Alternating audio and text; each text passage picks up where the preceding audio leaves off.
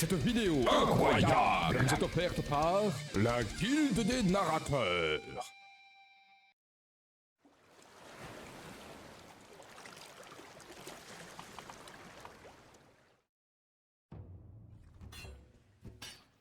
La collecte de ressources continue, ainsi que le massacre de trolls.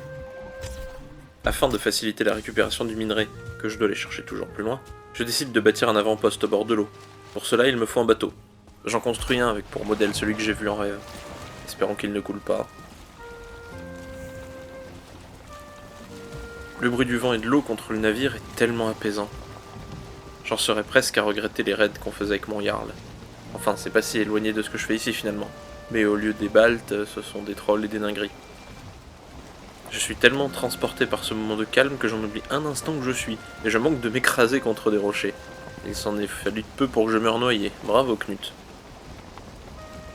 Pour l'avant-poste, il me faut l'endroit parfait, et je crois l'avoir trouvé. Au bord de l'eau, à côté d'une crypte que j'ai vidée quelques jours plus tôt, et également à l'embouchure d'une rivière, ce qui peut être très pratique. Je me fais d'abord un abri de fortune, afin de passer la nuit sans faire d'aller-retour constamment à ma maison principale. Et le lendemain, je commence les fondations. J'aplatis le sol, je pose le plancher, etc. Je fais évidemment plus petit que ma maison, mais je ne me prive tout de même pas pour du confort, et un bon toit en chaume.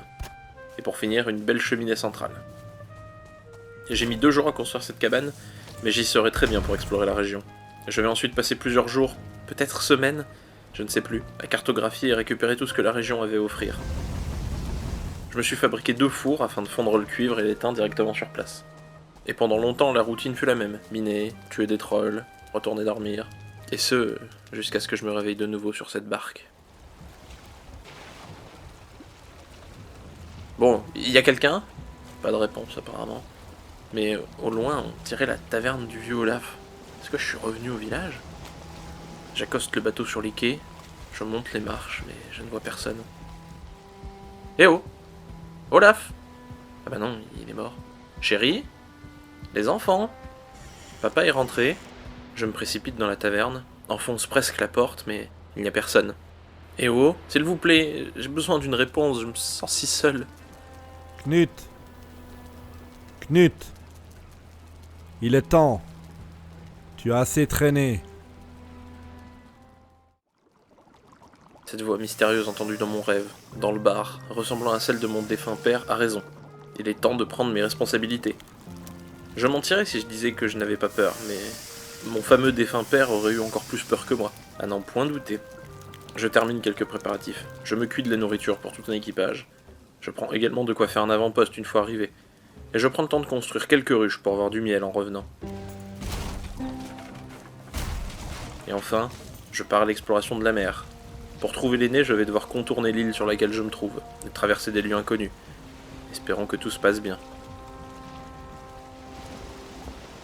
Au revoir doux foyer, je reviendrai bientôt et je pourrai me vautrer dans mon petit confort. Mon tout petit confort. Bon alors, je dois aller par... C'était quoi ce bruit ? J'ai percuté un cerf. Bah, il est con aussi d'être là. Il faudrait des genres de tunnels pour que les animaux traversent les routes maritimes sans se faire écraser par les cons qui ne regardent pas la mer quand même. Ce serait pratique.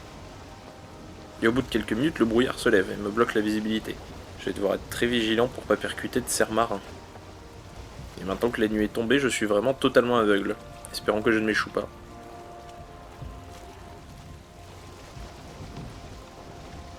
Et merde, voilà que je percute une pierre. Bon, rien de grave visiblement, mais je devrais être plus prudent.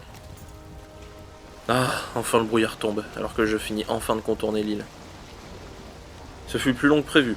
Allez, maintenant cap sur le grand large, vers l'aîné. Plus tard, alors que le jour est levé, je passe proche d'un amas d'îles, qui serait intéressant pour un relais maritime. Je vais prendre note de l'endroit.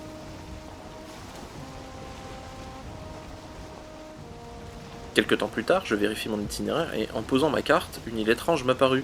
C'est comme si elle flottait, elle n'avait pas de rivage. Ouais, c'est ça, c'est un caillou qui flotte au milieu de nulle part. Je décide de m'arrêter et d'aller voir cela de plus près. L'endroit est désert et assez irréel, mais de gros coquillages parcourent la roche. Et avec ça, je dois pouvoir faire quelque chose de chouette. Alors on va mettre des coups de pioche.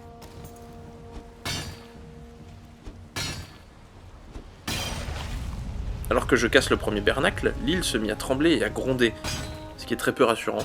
Je m'empresse de briser les 3 autres à côté, et l'île se remet à trembler de plus belle.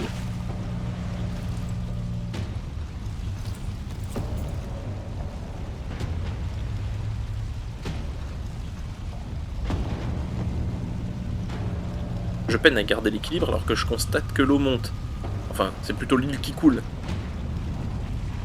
Je saute alors sur mon bateau et constate que, effectivement, l'île a disparu sous les eaux.